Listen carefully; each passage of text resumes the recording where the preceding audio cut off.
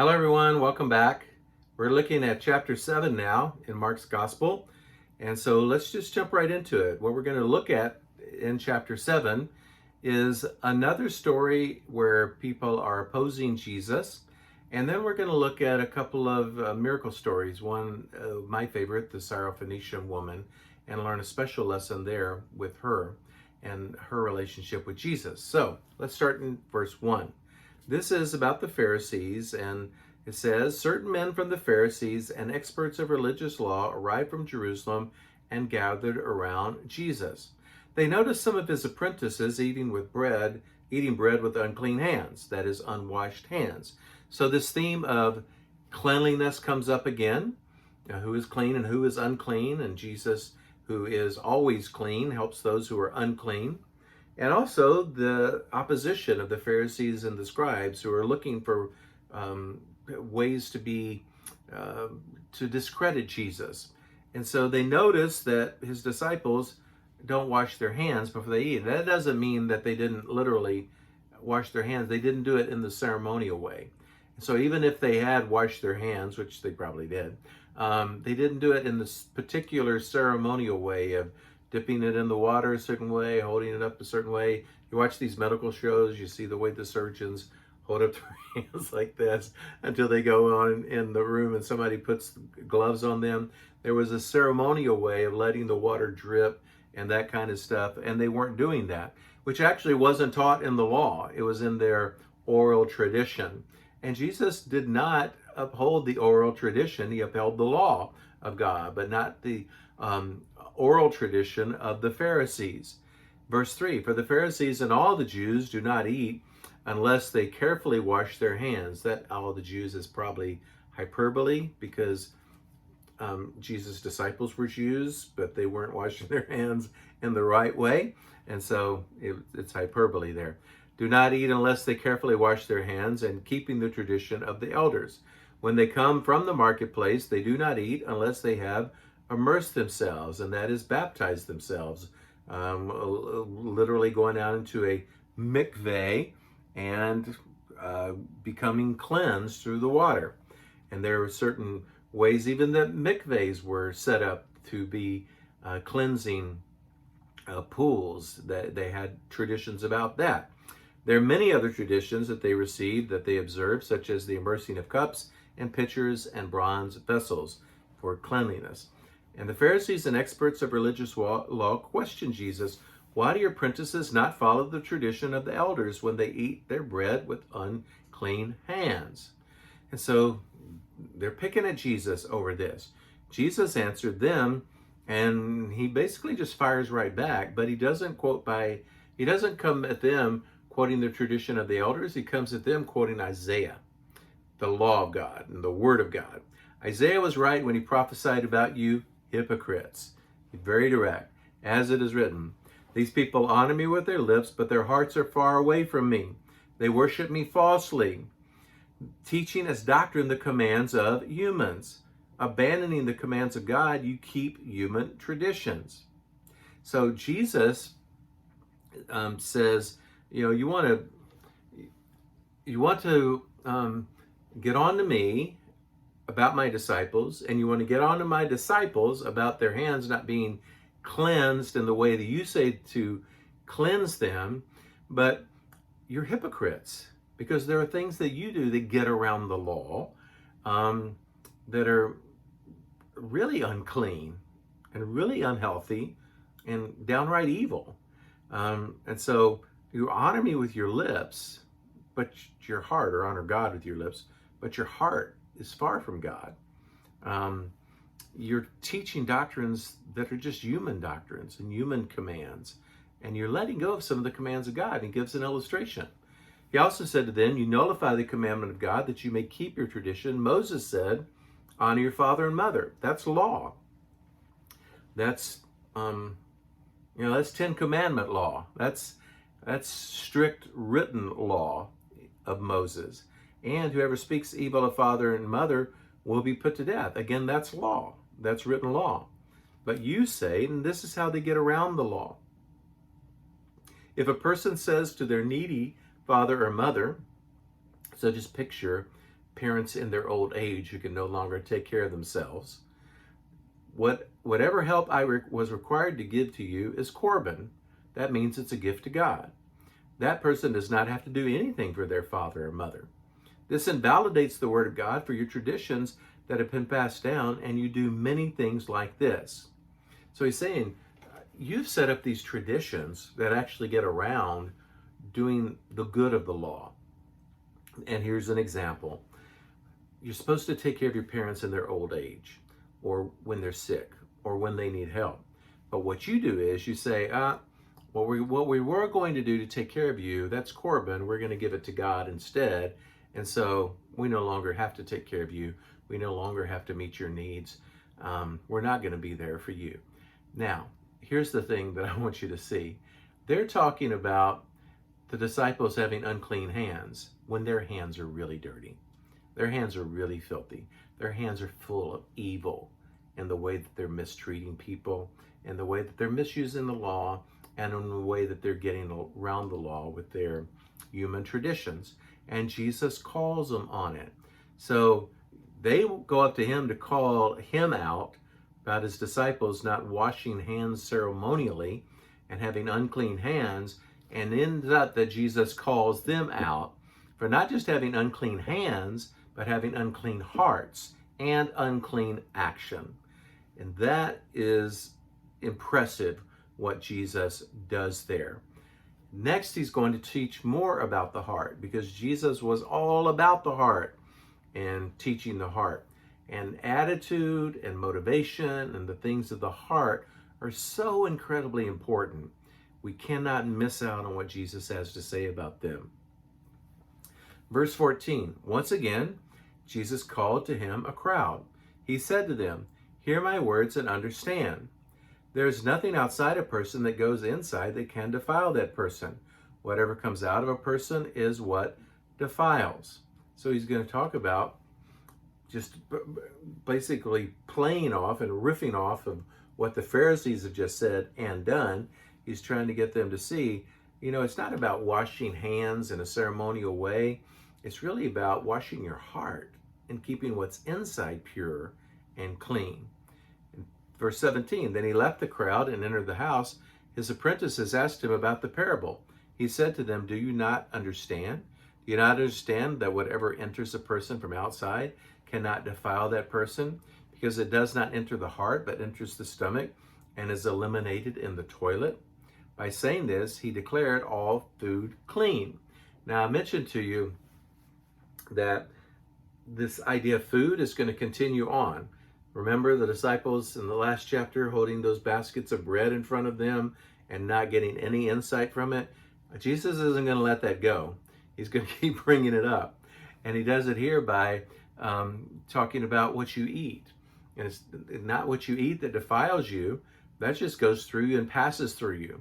But instead, it's what's inside. It stays there and keeps working on you and working on your heart that can defile you.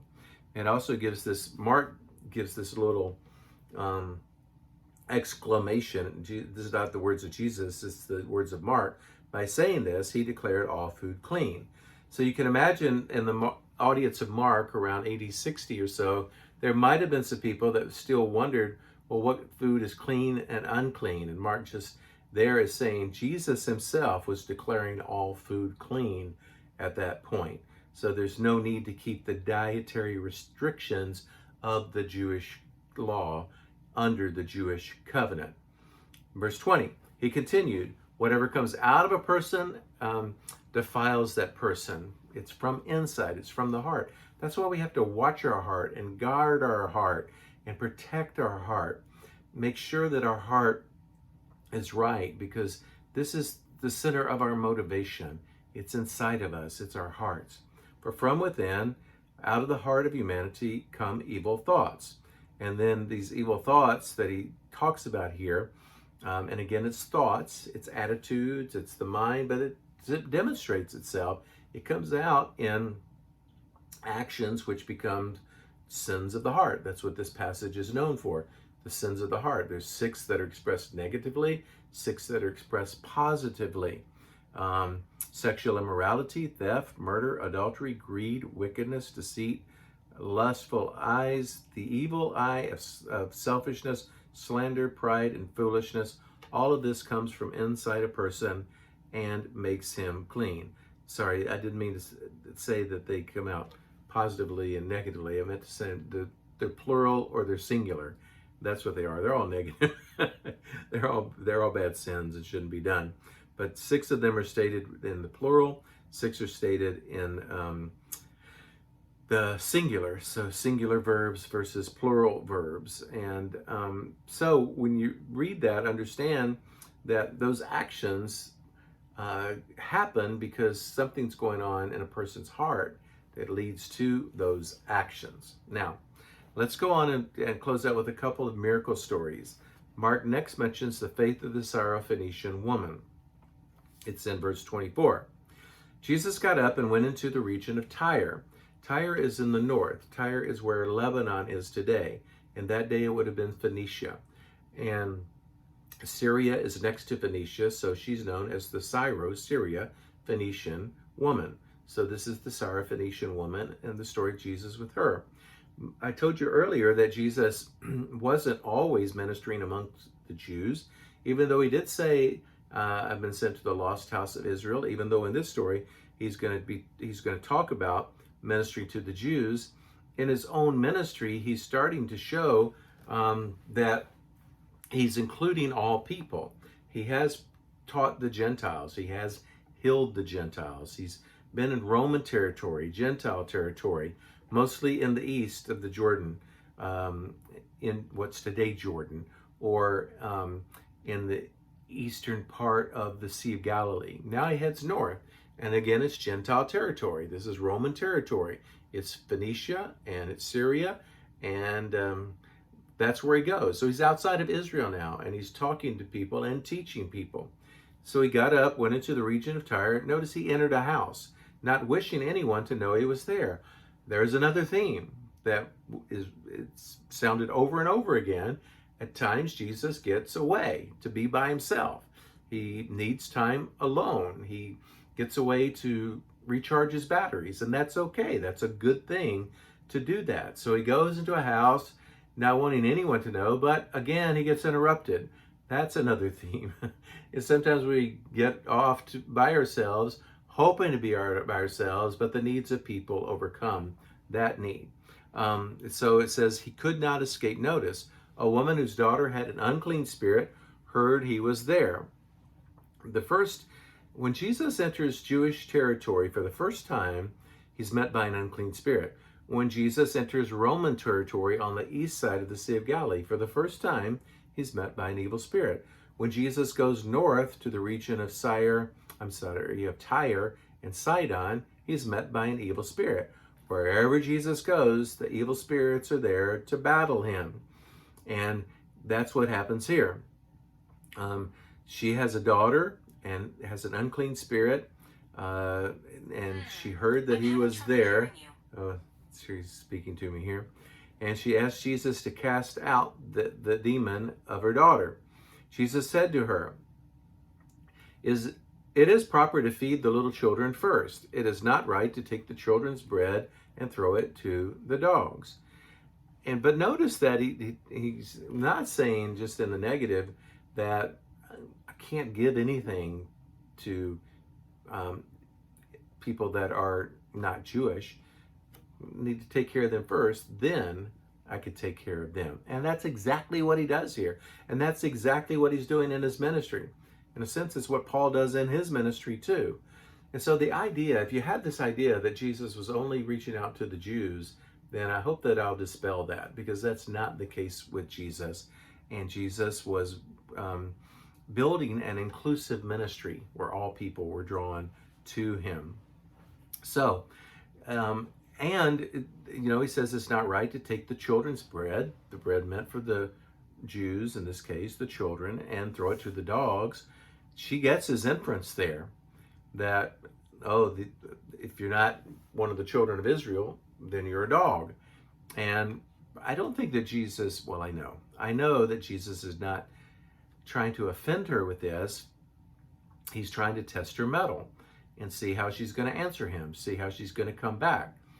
Some people try to water this down, saying that Jesus is talking about and he does use the word for a diminutive dog, a small dog, a cute little lap dog, that sort of thing. But a dog was a dog, and she caught the reference and the inference. And so she comes back at him and she says, "Sir, even the dogs eat the children's crumbs from under the table." She's desperate. Her child has an evil spirit, an unclean spirit. And so she says, "I'll take a crumb. Give me a crumb. Whatever you have left over. I don't mind the leftovers. I don't mind the crumbs. Just sweep them under the table. I'll go under the table like a dog, and I'll get the crumb."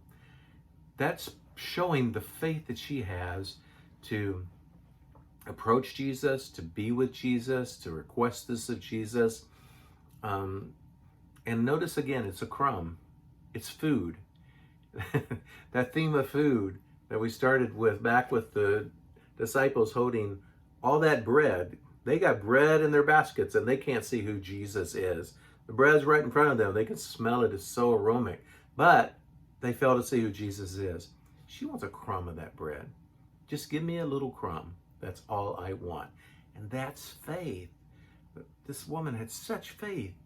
And this minor character in the gospel has so much more faith than the disciples asking for a crumb. Jesus said to her, because of your response, and I think that's why Jesus pressed her, to see how she would respond. Because of your response, you should go home, for the demon has left your daughter.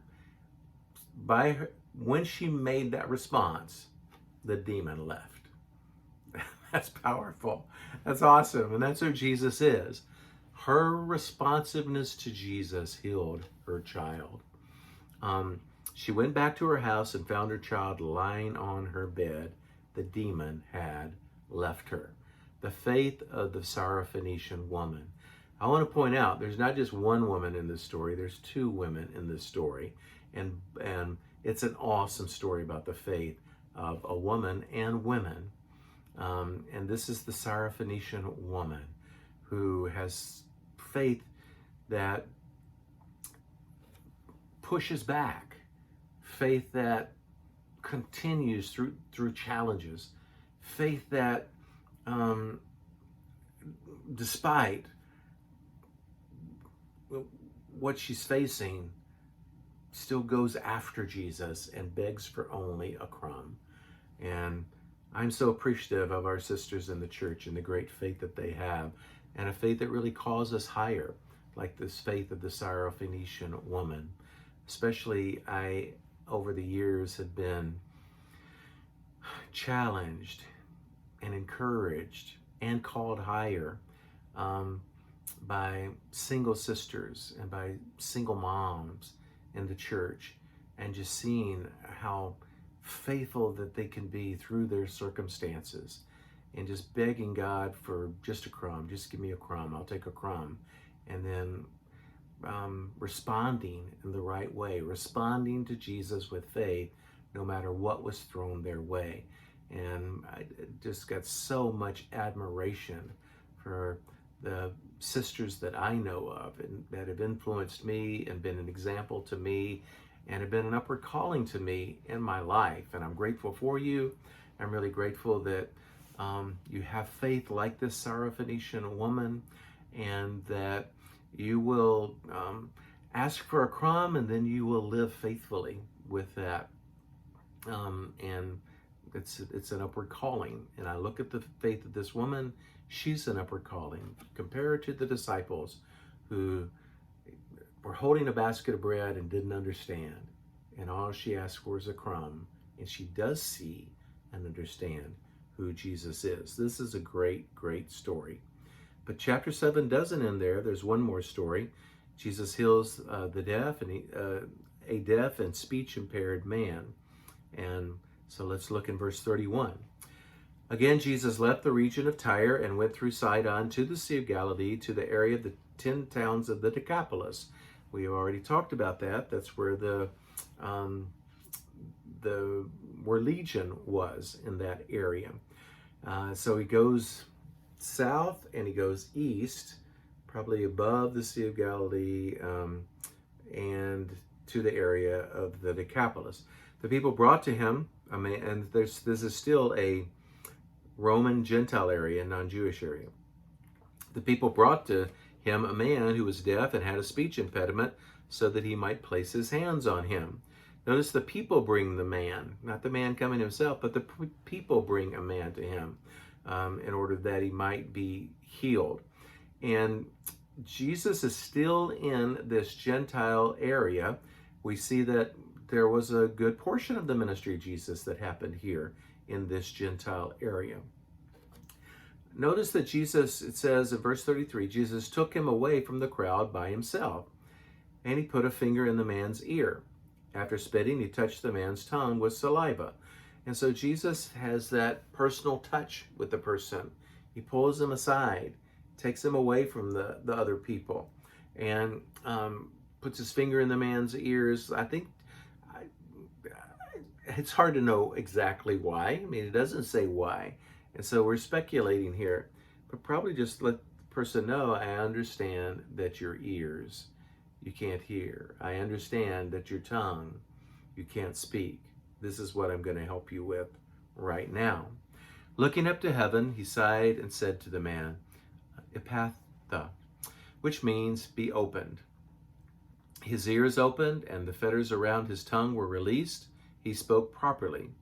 Notice that he just started speaking and spoke properly. Jesus commanded them not to say anything about him, but the more he commanded them not to speak, the more they went on preaching the news. And so he does this miracle and says, basically that messianic secret again, don't tell anyone, but they can't help but talk about it. They all were extremely amazed, saying, and this is a great little phrase right here about Jesus, he does everything well. He even makes the deaf hear and the mute speak. So there's actually no food in this story. There is some spittle, but there's no food in this story. But it's a great story that ends up saying that Jesus did everything well, which is really the point of these miracle stories, is to show who Jesus was. He's the Son of God, and he did everything well. Next time, we're going to move on to the first part of chapter 8, and then when we have another live class together, I'll do the last part of chapter 8, which I think is the pivotal section in the Gospel of Mark. Thank you.